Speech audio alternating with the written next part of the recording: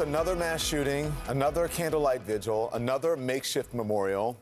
Gun violence tearing at the soul of America again, this time in Colorado Springs, where 5 people were murdered over the weekend in an LGBTQ nightclub. One patron describing Club Q as the only safe haven in the city for the LGBTQ community. A 22-year-old suspect is now in custody.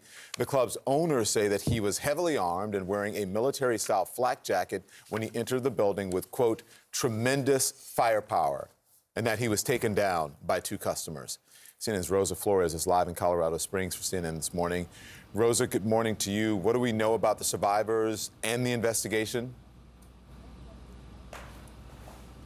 Well, Don, good morning. You know, you were talking just moments ago about the shooter. Here's what we know about him. He's been identified by police, and this is the alleged shooter, as 22-year-old Anderson Lee Eldridge. According to police, he was subdued by 1 or 2 individuals who were inside Club Q. Shortly thereafter, he was taken into custody and he was transported to the hospital. No charges have been filed at this point in time. As for his background, it is believed that he is the same individual who was arrested after a bomb threat in 2021.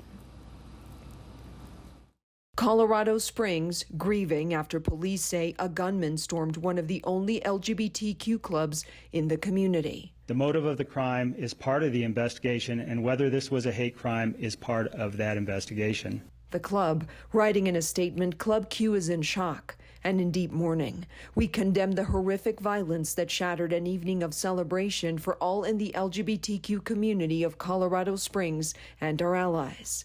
The shooting lasted only minutes, with police detaining the suspect shortly after the first 911 call. Police have identified the suspected shooter as 22-year-old Anderson Lee Eldridge. Police say he entered the club just before midnight on Saturday and began shooting immediately with a long rifle. 2 weapons were found at the scene. At least 1, possibly 2 very heroic individuals who subdued this guy.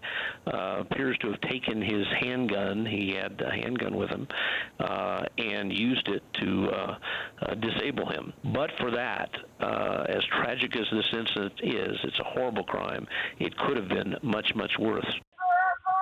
And now, more details are emerging about the suspected shooter, including a 2021 arrest for felony menacing and first-degree kidnapping, according to a news release at the time, after his mother says he threatened her with a homemade bomb and other weapons. This is an act of evil, a horrific act. Colorado is strong, we're resilient, but this is really a time of need. For so many people that were directly affected by this. The shooting has left the LGBTQ community here devastated. For a lot of people like myself, we don't have families, so LGBT people really need somewhere that is a safe space, and Club Q gave that to us. My hopes is that we come out strong from this. You know, we show the communities that don't want LGBT people to be out and about. We show them that we are here. We aren't going and hiding in a hole. We are staying strong, and we are continuing to fight for it, and we don't give up. Now, authorities here have not released the names of the victims, but the parents of one of the victims telling the Denver Post that their son died. Take a look at his picture. This is Daniel Aston.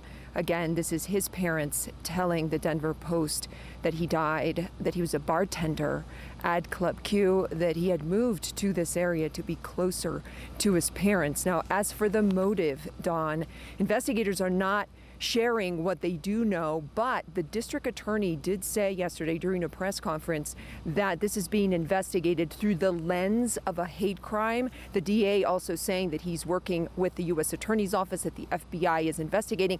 The point here being that whether it's state charges or federal charges, it's about finding justice for the victims.